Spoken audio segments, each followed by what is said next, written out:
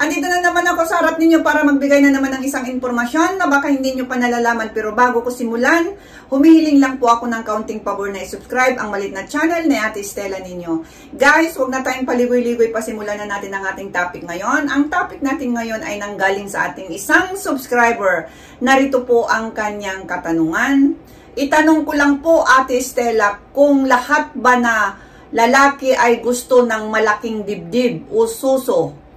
Sana mapansin niyo po ang aking katanungan. So, yan po ang kanyang katanungan, guys. Kung lahat ba raw ng mga lalaki ay gusto ng malaking ito. So, maraming mga babae ang may posibilidad na mag-isip na ang lahat ng lalaki ay mahilig sa malaking suso. Yan din ang aking nasa isip noon, no? Na siguro lahat ng mga kalalakihan ay gusto ng malaking suso. Ngunit ayon sa aking pagsaliksik, karamihan sa mga kalalakihan ay mas gusto ang medium size na boobs na tinatawag, no? Hanggang medium size lang kung sa average ang pag-uusapan, yun talaga ang halos gusto lang ng mga kalalakihan. So, bakit nga ba attracted ang mga lalaki sa dibdib? Sa psikolohikal na aspeto. May mga teorya na nagsasabing ang attraction sa malaking dibdib ay may kinalaman sa visual stimulus na naglalabas ng dopamine, isang reward chemical na nagdudulot ng kasiyahan at saya sa utak ng kalalakihan. So, yan po ang isang dahilan bakit ba napaka-attracted sa mga ibang lalaki ang malaking ganito.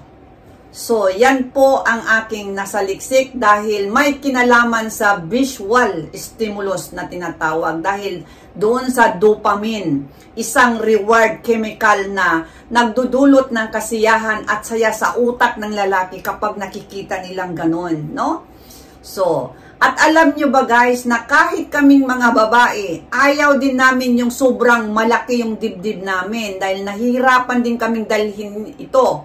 At minsan pa ay nabubuli sa mga nakapalibot sa amin. Pag naglalakad kami, halimbawa malaki yung dibdib ko, napakalaki, yung sobrang laki.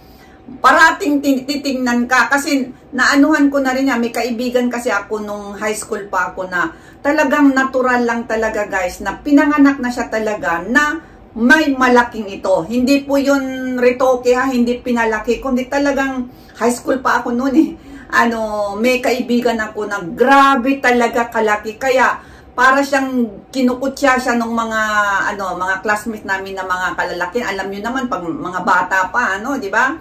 Kaya hayon, parating ginagawa niya yung loss ang ginagamit niyang damit kapag hindi siya nasa school. Kasi pag nasa school naman kasi naka-uniform, kaya halatang halata kasi medyo fit yung uniform, di ba? Kaya kahit kami po ay naiilang kapag malaki ang aming mga dinadalang sa dibdib. So hindi lang po dahil maganda yung malaking suso. Siguro naman, sa halimbawa, kung kukunin kang pang komersyal o model, siguro nakakatulong yon yung malaking Kaya nga ang iba nagpapalaki pa ng suso kung walang suso. Pero, kung meron na tayong medium size na size sa ating ito sinasabi ko po ito na lang doon sa nagtanong, kung yun ba ang kanyang problema. Hindi naman niya sinabi kung yung dibdib niya. Basta tinatanong lang niya kung gusto ba ng mga lalaki lahat ang malaking dibdib. So, kung halimbawa ito po ang naging problema, mas mabuti na kung halimbawang may kaliitan man, wag nang pansinin, no? Wag nang pansinin kasi hindi naman yun talaga ang talagang target lang ng isang lalaki, Siguro naman, alam na, sinabi ko na kanina na bakit nga ba attracted sa mga lalaki. Kasi natural, nandoon lang yung instinct ng lalaki na pag nakitang malaking ganon.